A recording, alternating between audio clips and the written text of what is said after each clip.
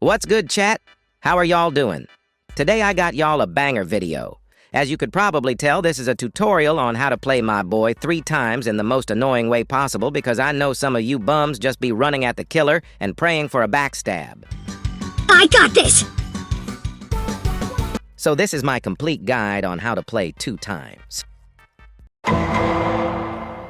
2 times has 3 moves: dagger, crouch, and ritual. They also have a passive called oblation, but I will get into that later. All of these moves together can be a huge issue to the killer if used well in combination to your team. So here's how to use them.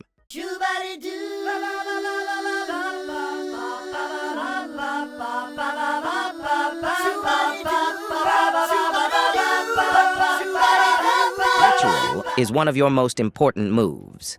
This move is what makes 2 times, 2 times, and because of that, there are ways you should and shouldn't play it.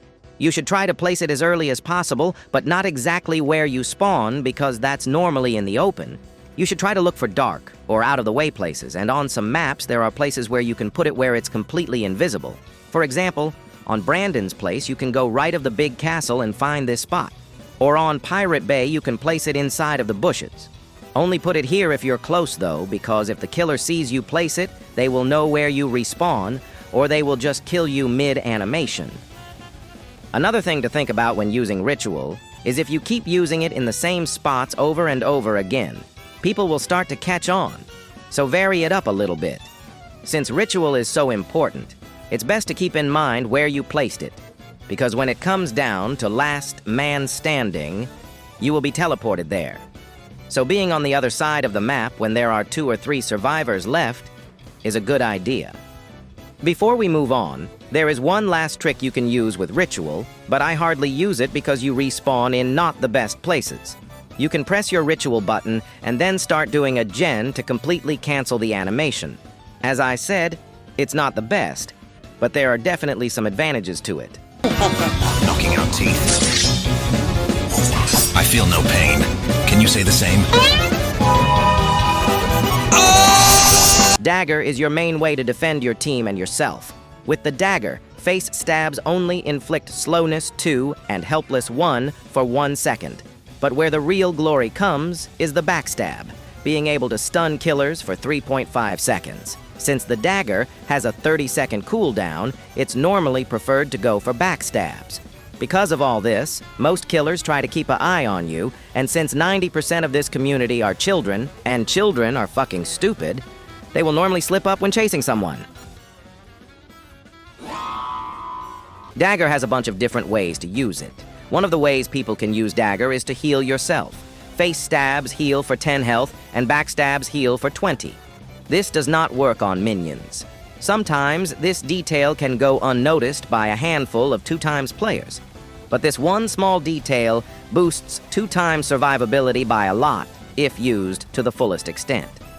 Another thing 2 times can do is by pressing dagger while crouched, it will launch you forwards for a huge range boost. This is extremely useful because you can stab almost instantly after you crouch for the boost. The only downside being you wouldn't have your crouch for 45 seconds. Another way that people can defend themselves when there are no other people around to help is trick stabbing. Whether that is by using corners or slopes to slide around the killer to stab them, or if the killer is close enough by walking backwards and slightly to the side, then stabbing. The most important thing you can do with your dagger is cancel moves with your backstabs. Not a lot of killers know that 2 times is also able to do this because it's normally Shedletskis and guests pulling the killers out of their abilities. This works for almost every move, besides Slasher's raging pace and gashing wounds. Crouch is really self-explanatory, but it has a few useful features, like the undetectability it gives makes you, well, undetectable to all minions, meaning no minions will target you, which is useful for doing generators when that pesky cool kid keeps summoning his minions. Also, undetectability makes it so killers can't see you when they use an ability that highlights people. This is especially broken against 1X when he goes blind to highlight players because they can't see you at all. Crouch also can be canceled by pressing the crouch button again. Doing this far away from the killer will give you slowness 2 up to 15 seconds depending on how far you are from the killer and will briefly show your position. Uncrouching semi-close to the killer will just uncrouch you and won't have any effect, but uncrouching very close to the killer can give you speed 2 for 1 second. This can be useful for gaining distance if you're caught while in crouch. If you gain enough distance, you can quickly crouch and uncrouch to gain a much-needed boost to run that little bit extra distance to your team. I see a lot of players using crouch way out in the open. You become 75% transparent, not invisible. So yes, the slasher that walks past you can see you. He just doesn't care enough to bother killing you.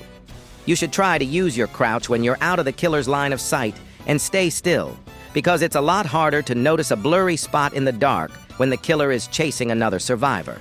Crouching will also make your character appear smaller. There are some walls on some of the maps where you can look through like windows that you can crouch behind to look through without being seen. Even though that isn't all that useful for if you're being chased, it's a good way to gain intel when the killer is nearby. Satoru. Oblation is 2 times passive ability and the core of his character. Oblation is that little bar that shows up on the side of your screen when you land a stab on the killer. When you stab the killer with a face stab, it fills 37% of the bar, and backstabs fill it 56%. Meaning it takes 2 backstabs or 3 face stabs to fill the bar. Alternatively, you can do 1 backstab and 2 face stabs to fill it.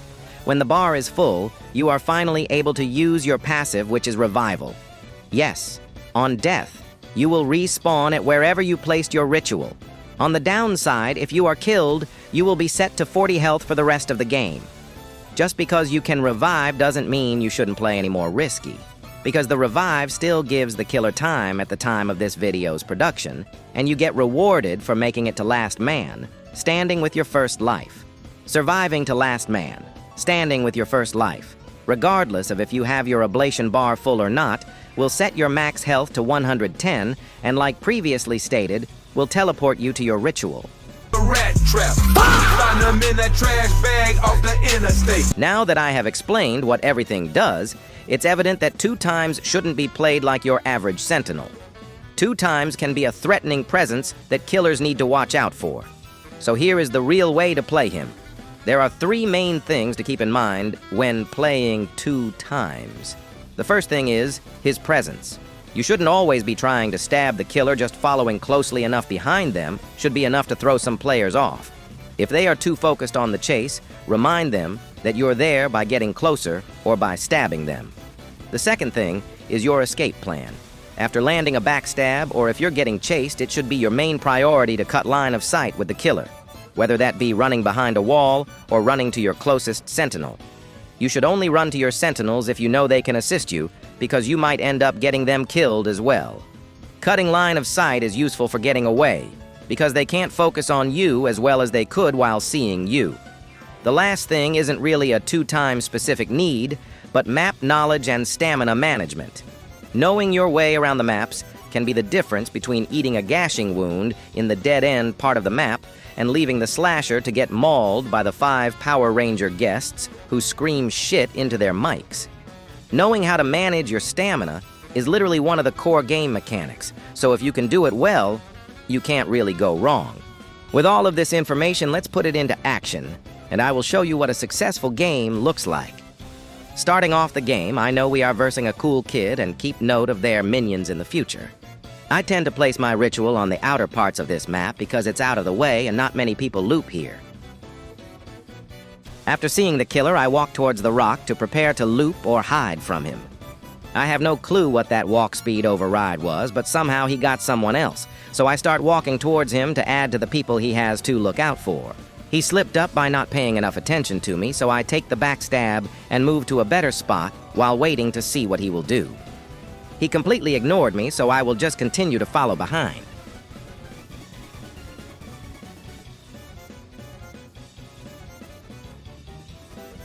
Two times misses his stab, so the guest has to walk in to protect him. But for some reason, the 2 times runs away from the guest and towards me. I move just out of the cool kid's range, and he ignores me again, so I'll take another free backstab to completely fill my oblation bar, since I have no utilities and I can't help the team. I retreat back to a safe area to observe, but since they are on the other side of the wall, I start to walk closer. I make sure to hug this piece of debris, so if I need to, I can hide my character behind the taller part. Since he wasn't paying attention to me, he wasn't able to see me, so he targets the guest. Here I assist my team by taking the minions out of the fight, so they don't need to worry about them. I make sure that I can see everything at all times, just in case I need to jump in to help.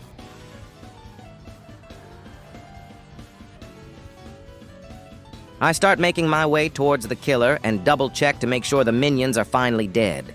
I constantly move in and out of his line of sight because sometimes not knowing where the 2x is scarier than knowing where they are. I see that they are about to use walk speed and that they are going to crash into the wall, so I take the free backstab. Normally I wouldn't go for stabs like that because you can be punished if they turn around in time, but I decided to do it since they keep not paying attention to me.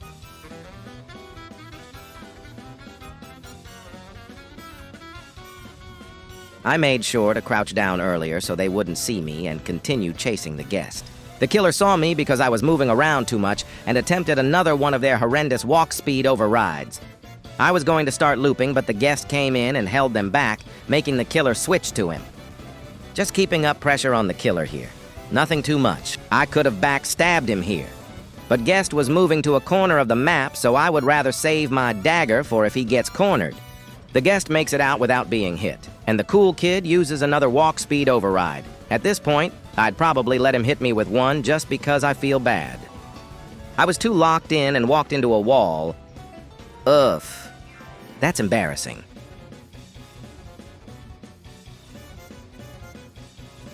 I once again find the killer and see they are destroying this builder man, and we once again see the walk speed override, and I predict where he will end up and get a free lunge stab. I'll speed the rest up because it's just the guests bullying the cool kid.